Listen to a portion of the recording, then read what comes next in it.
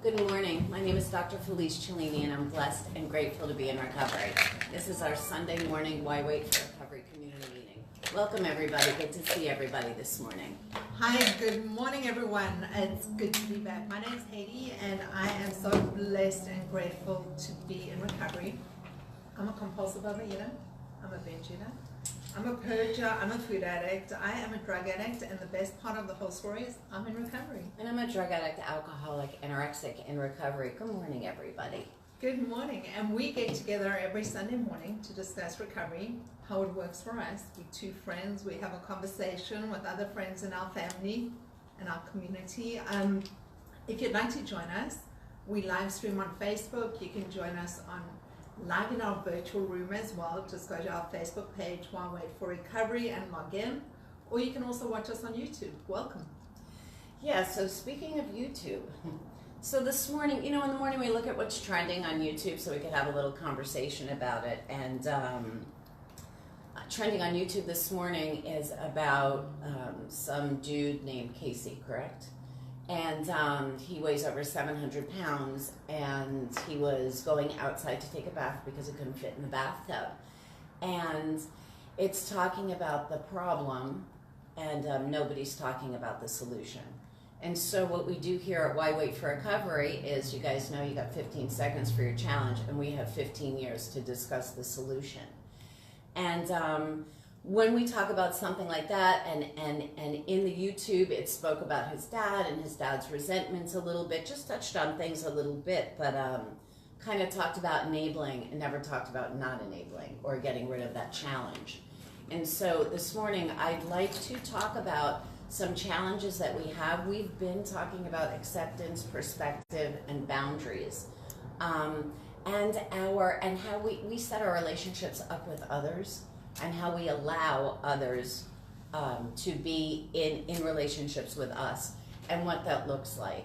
And enabling, a lot of times, codependency is a big part of our addiction.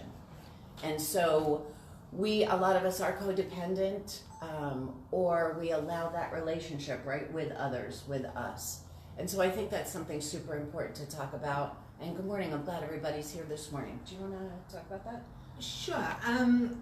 I think there's that element that if your life was as bad as mine, it used to. Okay, so now we're all victims now. Right, so we're all victims. So when I'm in that using mode, and when I was using, because it's been a while, but the chaos that I created in my world made it really easy to pick up, because then I could justify it to myself, and it all became about the whys.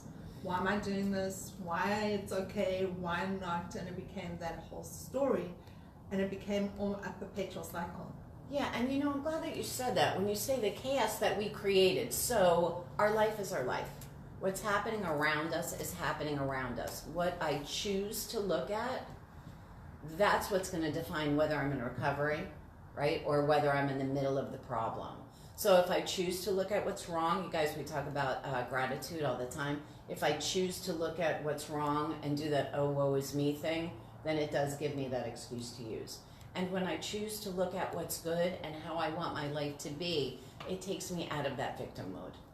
And when I'm in that using mode, this takes me back to thinking, and actually makes me remember, I thought that I was in control of everyone.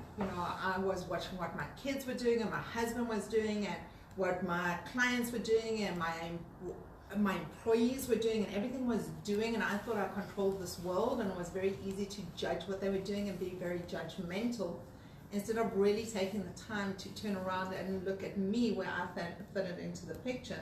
And it became really easy to divert my thinking to not really look where the real issue started sitting, which was really in me. Right, and that issue is always in us, right? Because I choose the way that I look at things. You guys, does life happen? Of course it does, right?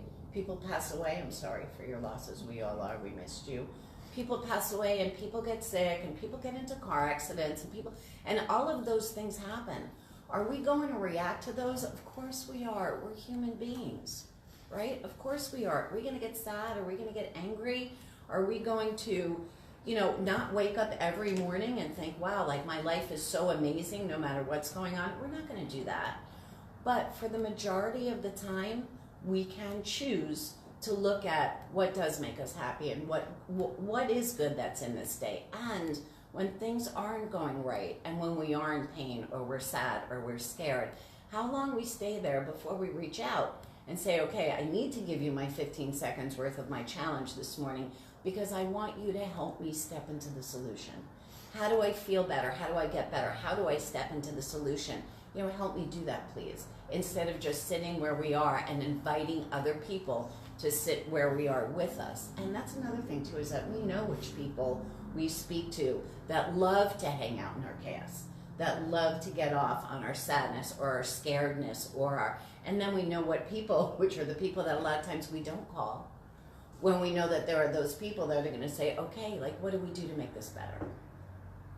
And I also think, there's that element where all this chaos is happening around us, and we end up hurting ourselves. With everything going on, the stuff that we do, no matter what is happening and what the people around us are doing, at the end of the day, our actions actually just end up hurting us. Right, and they're our actions, right? Our actions, not your actions, but my actions, right? I don't get to choose your actions, Bonnie, but I do get to choose mine. I don't get to choose how you feel about this subject, but I do get to choose how I feel, right? And so it's knowing that the world is turning around us. Again, acceptance. The world turns the way that it does. Some people think everything happens for a reason. I believe everything happens. And how we take a look at what's happening and how we choose to learn and move forward, that's about us. So can I just quickly give real life example? Yeah, sure. So my father just passed away, which happens, and I'm missing him. He was awesome, and it sucks, and there's no way around this and making it better. It just is. So I'm Jewish, and we sit Shiva, and during Shiva, people send in food, and not only do they send in food, they send in a lot of food. And not only that, my one child uses as well, and we're driving around, so I've got the food option because I'm a food addict. If I want to use, because things are terrible, and I'm sad, and I'm feeling all these feelings, which is quite amazing that we're capable of doing that, because before it was either good or bad. Now all of a sudden it's a million different feelings that come with this process. So I had an option to pick up that. My son he smokes marijuana. He'd go, here's where my dealer lives, so I've got another option to use that.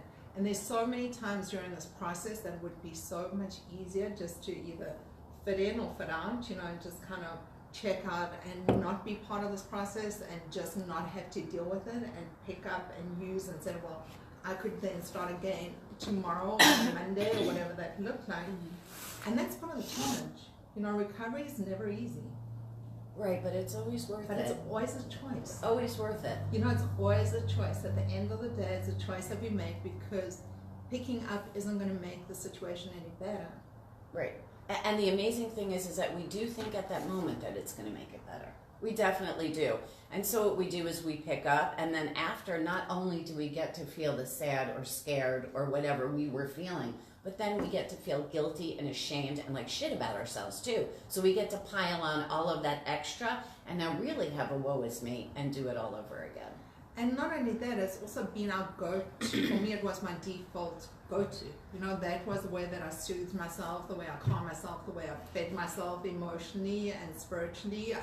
So those were the behaviors I've been doing so long, and learning this new way of being or new way of doing things is a process. It's not something that just someone gives it to you and you can do it. So it's a continual process of being challenged and continual learning opportunities, and I think that is the big thing. So to be able to speak up of where we're at right now is really important. Yeah, I'm going to commend Liz. Has really had a challenge, right, for the last week, Liz. And you spoke about it, and you shared about it. And Liz, no matter what assignment I give her, no matter how much she hates me for it, she does it. So good job, you.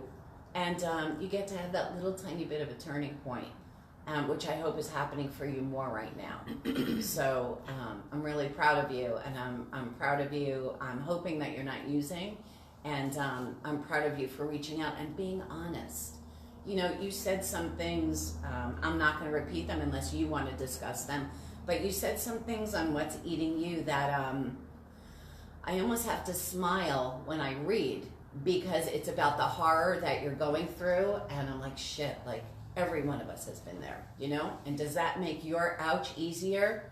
Absolutely not. Does it make your ouch so real for all of us? Yeah, absolutely. Absolutely. And so you reaching out allows us, and I know that that's not why you do it, but you reach out when you're in pain and say what you're going through, and it actually allows you to be of service to others. It allows others to look at it and say, oh my God, like I'm not the only person that felt that way. You know, I can remember the first time I was sponsoring some little girl, and the first time that she said to me, that it took her so long to say to me, you know, that she used to eat out of the garbage pail. You know, she would clean up after dinner and then put like the tinfoil down so she could put the food on top of the tinfoil. And she would go back a couple of hours later and eat the food. And she was so scared, you know, and felt so like demoralized to tell me. And my response was like, okay, like everybody does that. It's the truth. Like all bingers, like I've never met somebody that binged that didn't, if they didn't do it, at least thought about it. But the majority of bingers do. It's like, you know, it's like whatever, like you're gonna flush your pills down the toilet, you know, and then like you've got your hand in the middle of the toilet no matter what's in there, you know, looking to grab this Percocet out. And it sucks and it's scary, and you guys were gonna find out that our addiction makes us all exactly the same. We're all exactly the same, especially when we're deep in it. We're full of disgust and shame and demoralization. And we step into recovery, and no matter how difficult it is at times, it still allows us to redefine ourselves and redefine our life and get some happy, you know, redefine ourselves spiritually and work through those really, really hard things that are there that life gives us to work through, and come out better on the other side, and know that we can come out better on the other side. And we can learn from it, and that setbacks are okay. And that wanting to use is just a wanting, right? It's a feeling. Feelings aren't facts. And I know that you went through a lot, so I'm really proud of you for getting through it. So I'd like to start with Liz this morning. And Liz, either what you want to share, what you don't want to share, it's going to be up to you. But if you could share about what you're going through, I think it might be helpful for others, but whatever you feel comfortable with. Sure. I'm still trying to like pinpoint where this came from, like why did it start? Yeah, I know that's like my old brain. Yeah, stop always it. Wanting to know the why. Why? Yeah, but that doesn't really help. No, it doesn't. It just kind of like keeps me in that crazy mode. Yeah, almost like if I knew the why, then maybe I could control it for next time. It's kind of like, you know how I posted the other night, you know, when it's raining to let it rain, which we say a lot, right? You want to find out why it's raining? Like, who cares? We're not weathermen, right? It's raining. Oh, okay. I feel using today. Okay. I guess I'm finding this week that the best way to get through this is to stop worrying about the why and just accept it that it is. I don't really have I never had like some big epiphany, you know, about it. It's just, I'm just kind of going through the motions, looking at my day, saying, okay, it's time to do the dishes, it's time to do this, it's time to do that. It's like hour by hour again.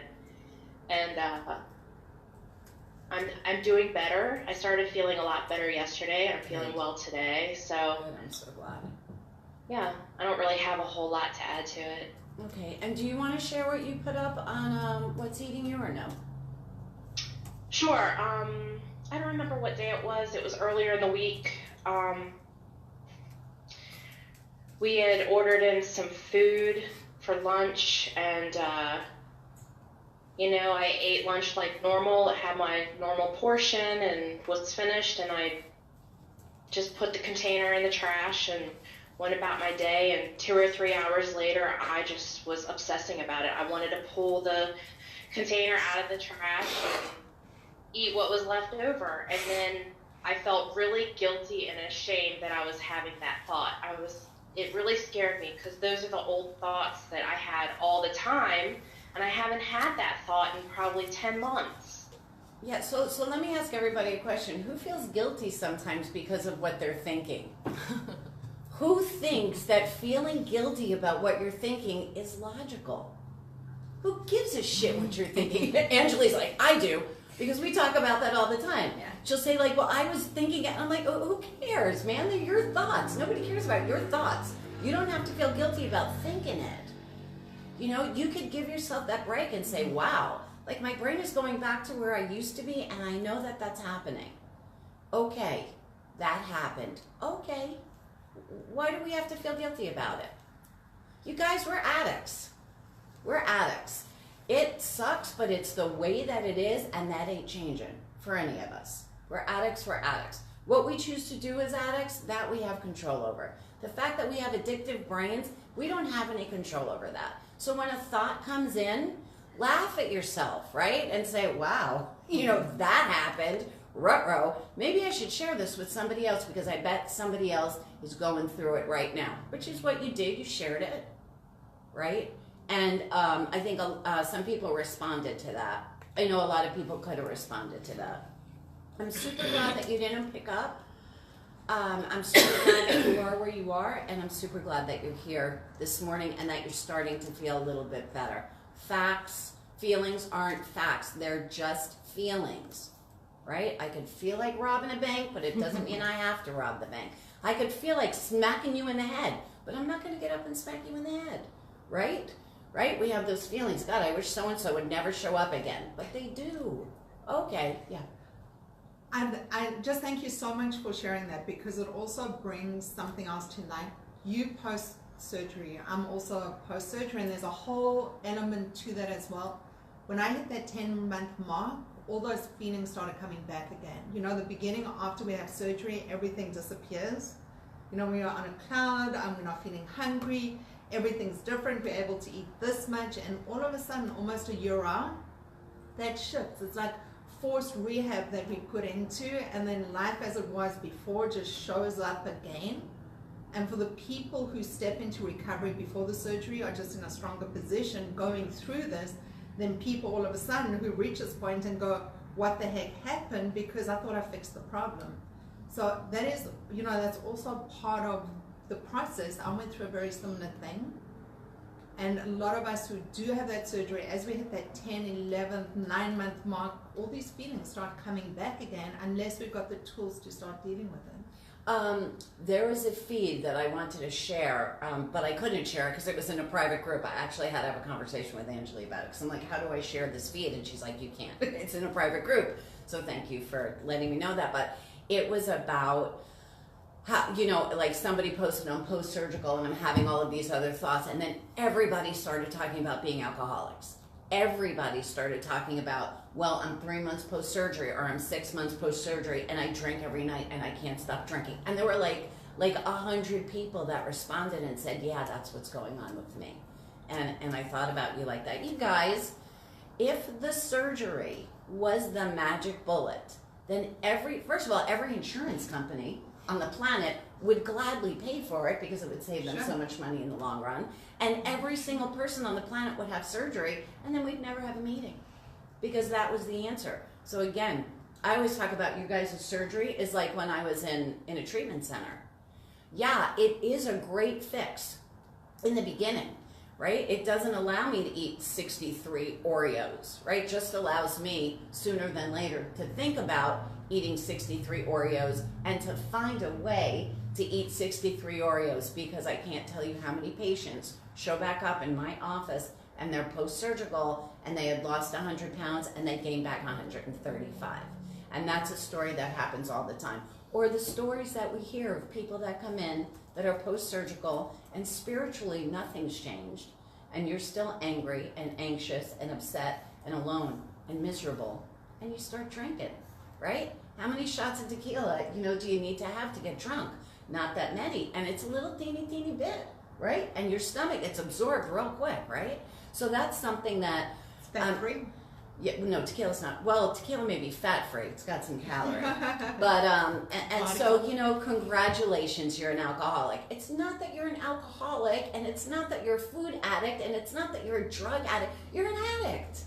It don't matter what we're picking up. Stop looking at what we're doing and start looking at why am I doing what I'm doing? What needs to change inside of me? What am I going to choose to change inside of me so that I could live a life and get some happy, right? Get some spiritual happy. Liz, thank you so much. Chris, can we hear from you this morning? And remember, Chris, I know that you don't come that often, so remember you got 15 seconds. Morning. Good morning. Thank you for that reminder. So, I'm glad to be here today. Thank you. Glad you're here. For letting me participate. Last week was I was kind of going through some stuff, and